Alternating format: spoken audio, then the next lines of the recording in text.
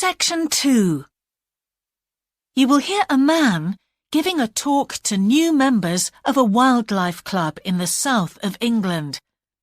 First, you have some time to look at questions 11 to 13.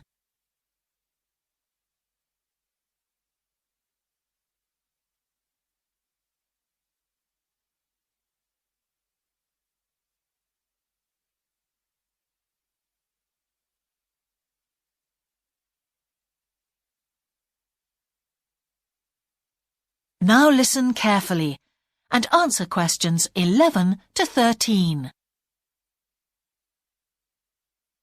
Hello, I'm delighted to welcome you to our wildlife club and very pleased that you're interested in the countryside and the plants and creatures of this area. I think you'll be surprised at the variety we have here, even though we're not far from London. I'll start by telling you about some of the parks and open spaces nearby. One very pleasant place is Halland Common. This has been public land for hundreds of years, and what you'll find interesting is that the River Ouse, which flows into the sea 80 kilometres away, has its source in the common. There's an information board about the plants and animals you can see here, and, by the way, the common is accessible 24 hours a day. Then there's Holt Island, which is noted for its great range of trees. In the past, willows were grown here commercially for basket making, and this ancient craft has recently been reintroduced. The island is only open to the public from Friday to Sunday because it's quite small, and if there were people around every day, much of the wildlife would keep away. From there, it's just a short walk across the bridge to Longfield Country Park. Longfield has a modern replica of a farm from over 2,000 years ago. Children's activities are often arranged there, like bread making and face painting. The park is only open during daylight hours, so bear that in mind if you decide to go there. Before you hear the rest of the talk, you have some time to look at questions 14 to 20.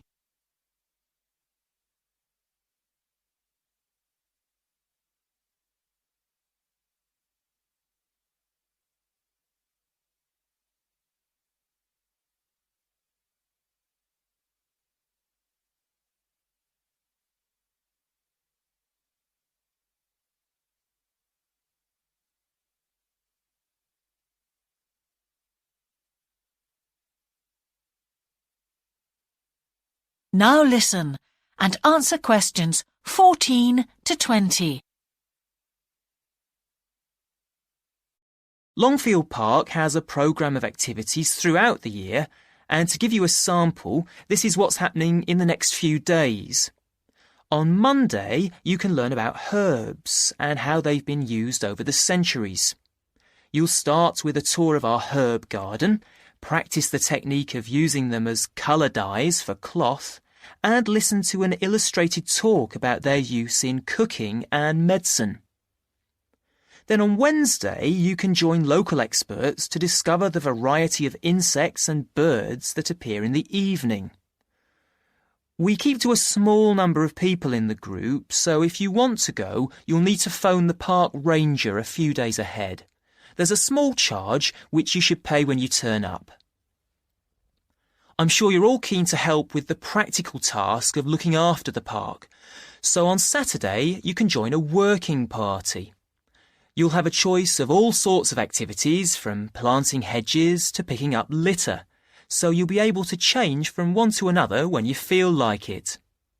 The rangers will be hard at work all day, but do come and join in, even for just a short while. One thing, though, is to make sure you're wearing something that you don't mind getting dirty or torn.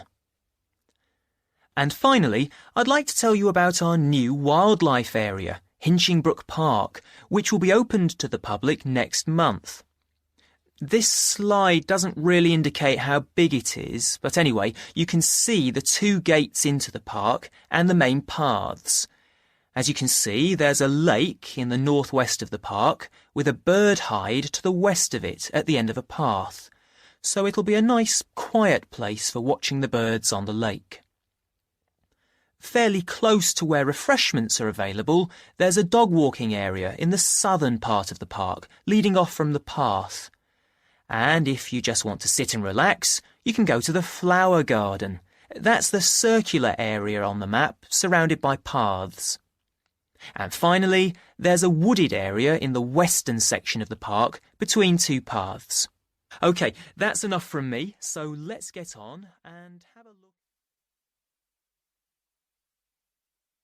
That is the end of section 2. You now have half a minute to check your answers.